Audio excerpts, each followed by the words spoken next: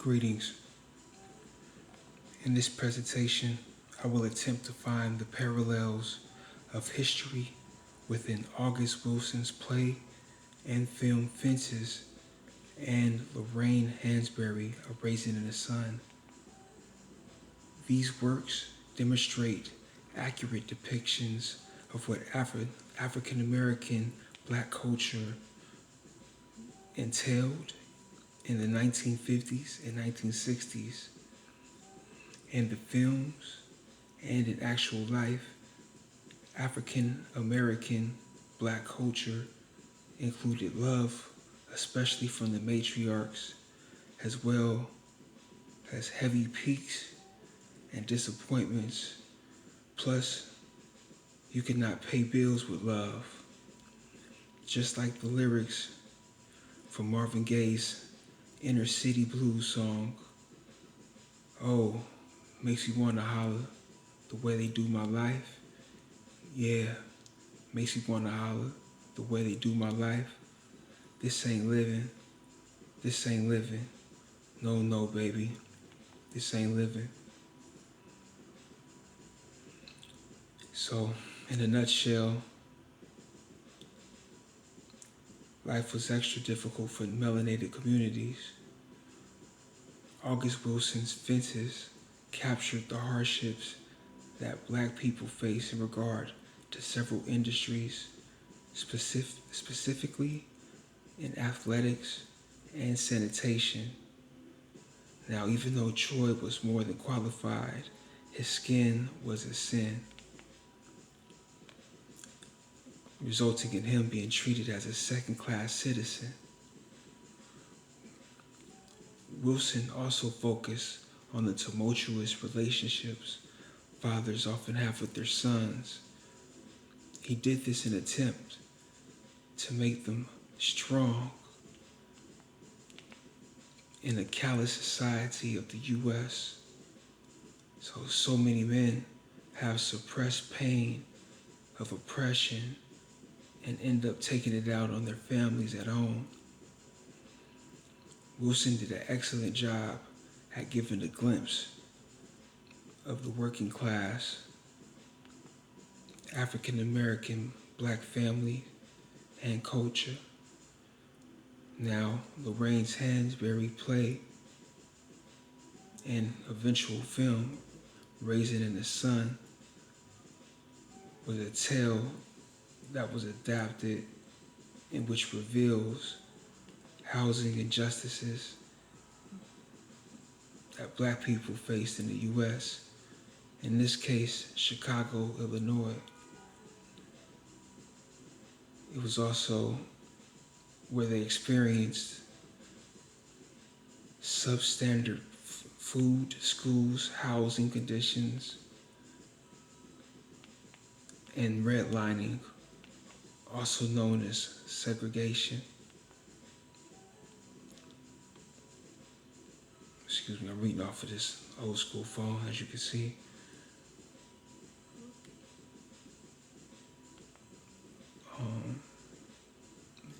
Just experienced substandard food, schools, housing conditions, and redlining, also known as segregation, which the author, Lorraine Hansberry, encountered firsthand since her father sued the Chicago, Illinois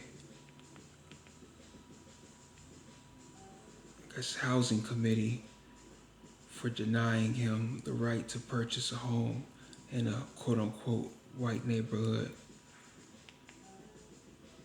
So we can observe how film is often a wonderful tool to reflect the true life occurrences and give insight to the plight of marginalized communities.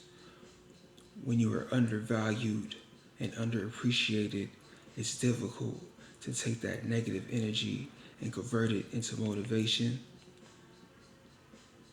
And in The Raisin in the Sun, we see Walter Lee taking his anger out on his family in a form of misplaced anger. And in the 19th and 20th century, it was not popular to seek treatment or therapist because it was viewed as a sign of weakness. So people often self-medicated or let stress build up till it erupt, something like Mount Vesuvius. This is unhealthy and often leads to health issues such as stress, cardiovascular problems, which can result in heart conditions, aneurysms, and strokes. Some of the classes material that some of the class material that was provided pertaining to African American culture expressed abandonment, separation, and consequently an acute sense of alienation and ruthlessness, which can all be seen as a major motif in the play. I think this gave a look inside of the emotions on issues that Troy had with his own dad, which trickled down to his own sons and strained the relationships that he had with his sons. Since the Chicago Black Renaissance, PDF provided how resilient the community was despite the favorable ruling and discriminatory real estate practices in Chicago. These inequitable practices still continued. However, from a legal standpoint, Hansberry versus Lee was seen as a local and important battle in the war to outlaw racial covenants in housing. This settlement didn't defeat the people. Instead, it kept making strides in real estate literature, and this produced writers such as Gwendolyn Brooks, Richard Wright, and of course, Lorraine Hansberry.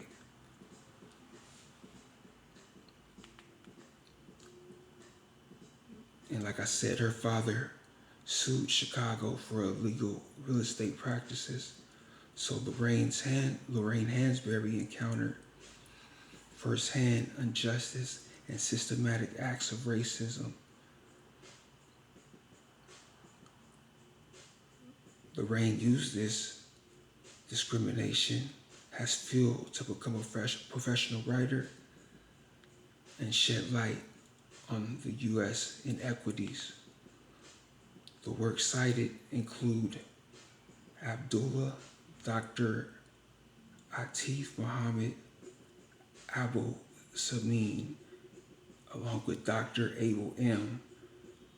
for the images of Afro-American in fences published by European Center for Research, Training and Development in 1985. And the other work cited was the Chicago Black Renaissance Literary Movement PDF. Thank you. I'm dealing with a lot of health issues, so I appreciate your patience. Have a good day.